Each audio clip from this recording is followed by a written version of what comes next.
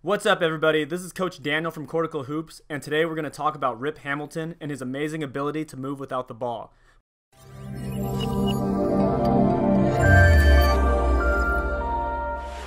Whoa. Do you see anybody this hot in a while? No.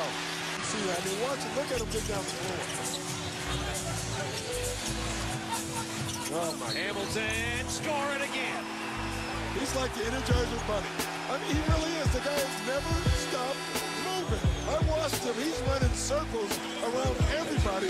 Rick Carlisle has to be going crazy because he's such a tough guy to prepare for. Look at his movement. He's always moving.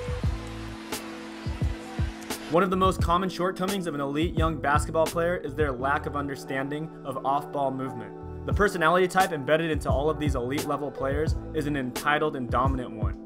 These same attributes, which help them early on in their careers, will also hinder them as they move up in the ranks. There are numerous stories of young ball-dominant players coming up who simply never learned this, and almost every player has been in this situation or will be in this situation. For example, going from high school star to 5th option on a college team, or NCAA All-American to 10th man on an NBA roster, at some point you're simply not going to have the ball in your hands. Rip Hamilton moves like a cold, calculated sniper without the ball, setting up his opponents for screens, exploiting angles, and occupying help, putting constant stress and pressure on every defensive player on the floor.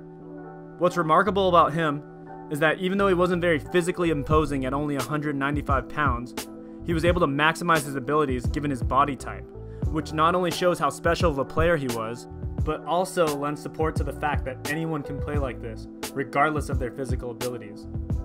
In studying film, I noticed a few things that separate Rip from everyone else when it comes to moving without the ball. Here are some common key elements that make him so effective. 1. He changes speeds. 2. He forces the hand of the defense. 3. He runs rim to rim in transition. 4. He occupies the help D. And 5. He cumulatively wears on his defender over the course of the game. To understand how Rip reads the defense and forces its hand, we're going to look at a set that Larry Brown ran in Detroit during their title run.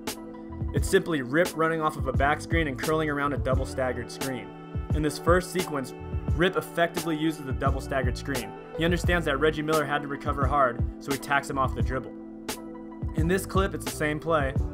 Hamilton's moving with purpose creates a miscommunication between the defenders. Miller tries to cheat up to meet him on the pass, but Jermaine O'Neal has to show, effectively setting a screen on his own teammate. Rasheed Wallace intelligently slips to the corner for an easy bucket. The third time this play is called, Miller is done trying to cheat up, so he decides to chase. Rip recognizes this and curls off the double staggered into a high percentage shot off the catch. Hamilton is also a demon in transition and does exactly what every coach begs their player to do. Runs the floor with purpose, rim to rim. Here the Pistons force a turnover, and Rip is the first man down the court for an easy layup. This time Rip goes right through the recovering defender, forcing him to choose in an outnumbered situation. He simply reads this and passes the ball to the open Tayshaun Prince, who finishes with a dunk. In this clip, Wallace beats Rip to the spot. Rip recognized that the defense must prioritize Wallace, so he simply moves to the dead space and is open for a jumper. Again, all this is predicated off the simple concept of running hard to the rim. Let's take a look at Rip Hamilton running the play floppy, a common NBA set that has become almost token due to few players being able to properly run it. Watch how effective the elements of Hamilton's playing style, changing speeds, occupying the help defense, and wearing his opponent down, work to perfection in this set. In this first clip, Hamilton bolts through the screens, forcing the big man to switch and show middle. Rip counters by attacking in the opposite direction. In this clip, Rip changes speeds from jogging to full-on sprint through the double staggered. This head start effect forces his defender TJ Ford to chase, allowing him to curl for the shot. In this situation, Hamilton did not receive the ball, and instead Ben Wallace has the ball near the pinch post. Wallace's position is not ideal for Hamilton to beat his man, but Rip runs so hard that he's open for the reverse layup. Here the Bulls run a camouflage floppy for Rip. He changes speeds once again and forces a chase to curl series. His success on this puts the defense on high alert for him, which helps him make the next play more effective. Hamilton understands this. Hamilton takes his defender through a series of screens, making a complete circle, and seizes the focus of every defender on the court. However, Rip is just a decoy in this situation, and the Bulls run a simple pin and skip for an open three. This not only shows how effective one player can be without even touching the ball, but highlights another important part of his game: cumulatively wearing down his defender.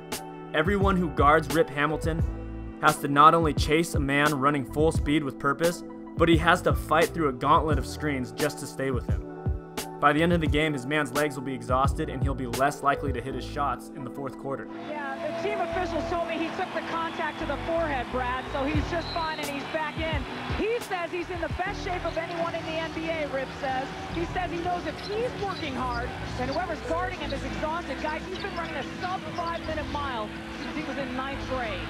You know what he's banking on is that at the end of the game, by running Reggie Miller, he will miss front of the rim instead of making shots. Well, Reggie just hit the back of the rim with that one.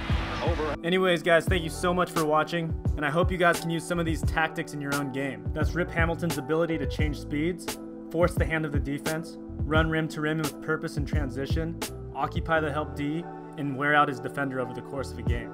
Anybody can use these skills to become a better player. If you like this video, please like, subscribe, and share, as it really helps our channel. We'll see you guys on the next one.